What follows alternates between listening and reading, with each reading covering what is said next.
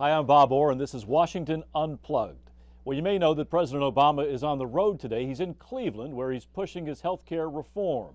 This after his primetime news conference last night, where he tried desperately to rally public support for his signature domestic initiative.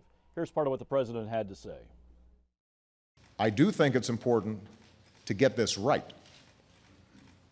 And if, at the end of the day, I do not yet see that we have it right, then I'm not going to sign a bill that, for example, adds to our deficit. I won't sign a bill that doesn't reduce health care inflation so that families as well as government are saving money. I'm not going to sign a bill that I don't think will work. So a whole series of promises there, but still not a lot of specifics. And with me to talk about this today is our political director, Steve Shigaris, and also Alex Conant, a Republican consultant. Alex, we'll start with you. Just off the top, how did the president do? Did he make his case? Well, I think he tried to make his case, but he, as you said, he did not a lot of specifics in what he was talking about yesterday. And we wake up today in the same situation we were yesterday, which is the Democrats in Congress don't have a bill that achieves the goals that the president laid out yet. The CBO says that the bills moving through the House of Representatives are not budget neutral. They're not going to insure everybody. They're not going to control health care costs. In fact, they're going to make health care even more expensive. So, I think he needs to get serious about working with the Democrats in Congress rather than having press conferences like last night where he went out and attacked Republicans, even though we're not the ones standing in the way. I think people were waiting for some details, Steve, came away from the press conference saying, okay, there's still not a plan per se. There's a bunch of ideas kicking around. So where are we on this? Well, that's what we're waiting for. The House has their own ideas. The Senate has their own ideas. The moderates in each of those bodies have their own ideas.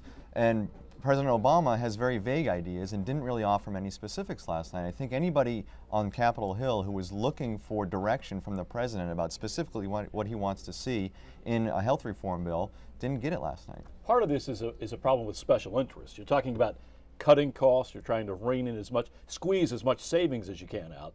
But then there's a tricky problem of taxes. Who do you tax? Who pays for this? Well, and that's what the moderates in both houses are saying right now.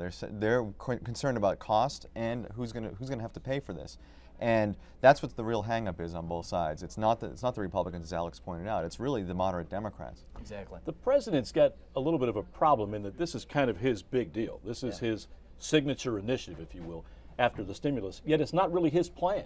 He's waiting to see what they hand him. That's what happened with the stimulus debate too, where the first 100 days of his presidency, he was really focused on getting a stimulus bill passed. But at the end of the day, he didn't write it. At the end of the day, the Democrats wrote it in Congress, and by all accounts, it's not working. The unemployment is higher than they projected it would be with the stimulus bill. They said it wouldn't go higher than 8%. Now it's 9.5%. We're seeing the same thing happening with this health care debate, where the president is staking a lot of his political capital in the debate, but he's not at the table writing the bill. He's not providing the leadership that a lot of Democrats, I think, in Congress want him to provide to get it actually passed. Now, the Republicans are having a little bit of a field day with this because they sense some weakness, don't you think? Oh, absolutely. And it's a Republican strategist told me yesterday, when you're out of power, it's easy to be the opponent. And that's really your only role at this point. And they're seeing the Democrats fight each other, just their intra-party fights, the moderates versus the liberals. But they're also sensing that if this doesn't work for President Obama, this is going to be a huge deal for the Republicans in 2010 and beyond. And he's going to have to answer for this if it doesn't work.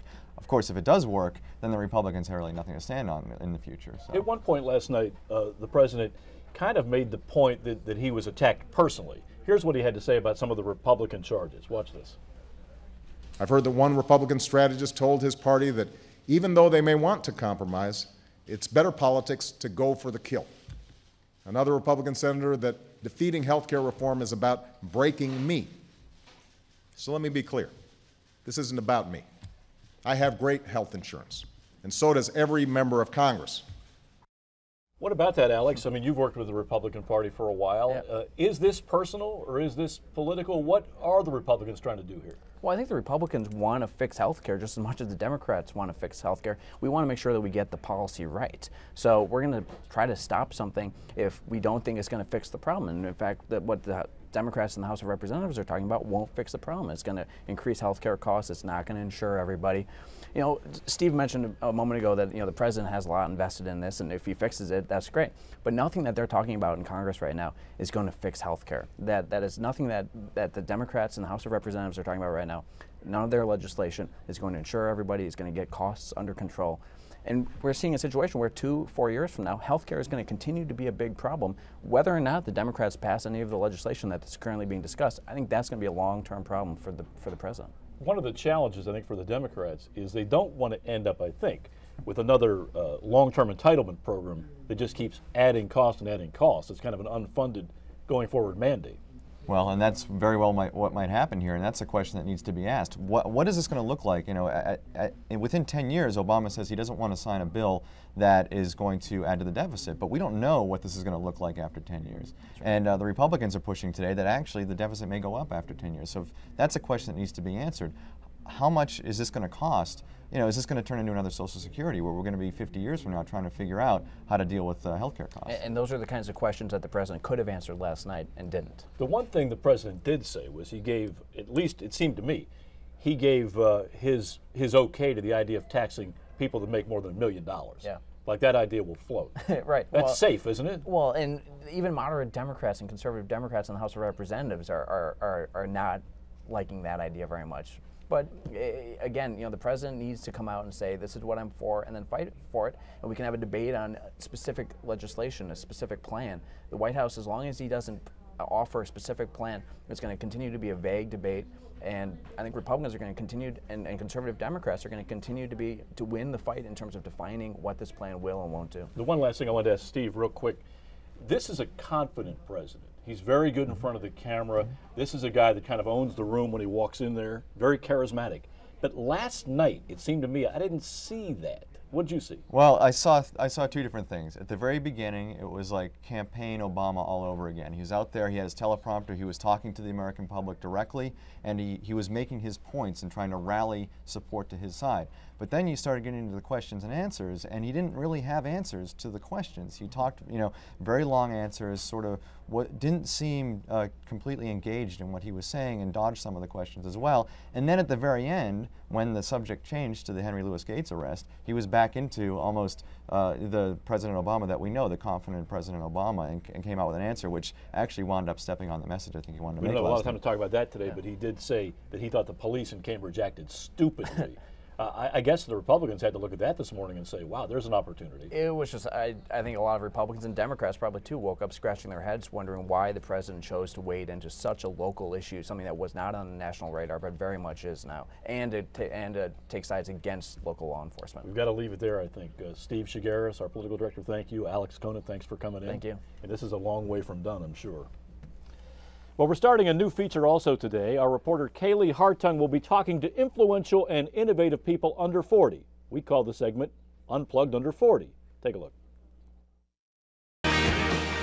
They're four regular guys on a mission to make a difference.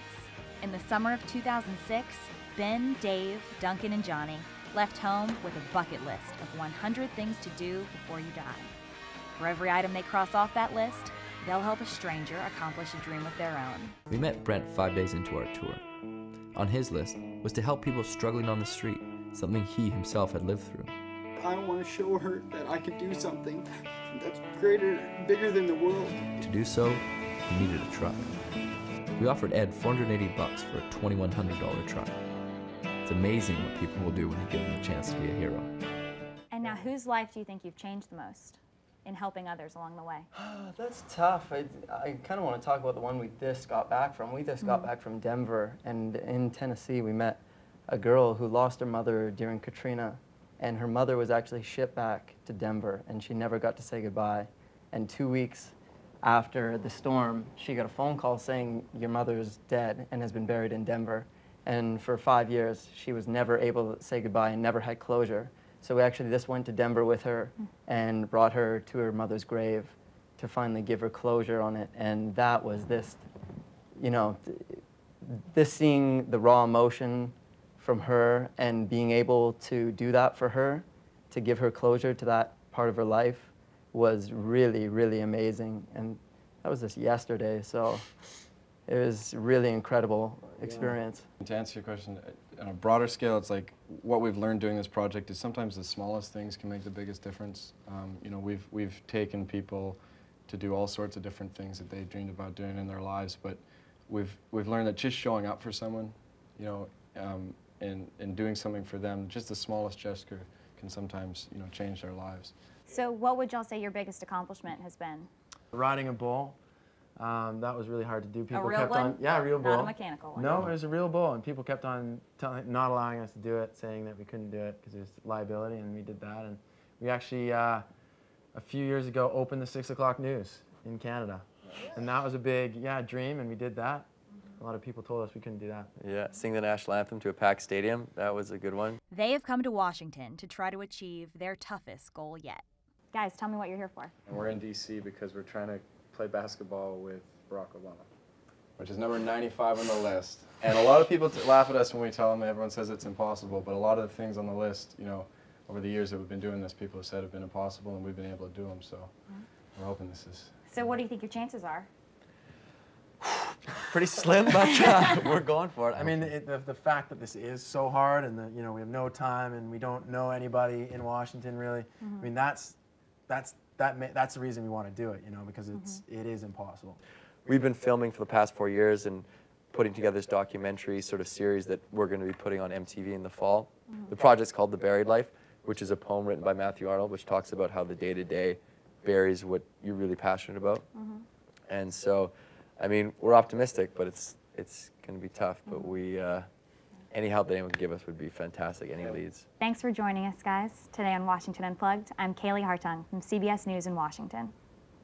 And thanks to you for watching Washington Unplugged today. Join us again tomorrow at 12:30 p.m. right here on CBSNews.com. For now, I'm Bob Orr. Have a good day.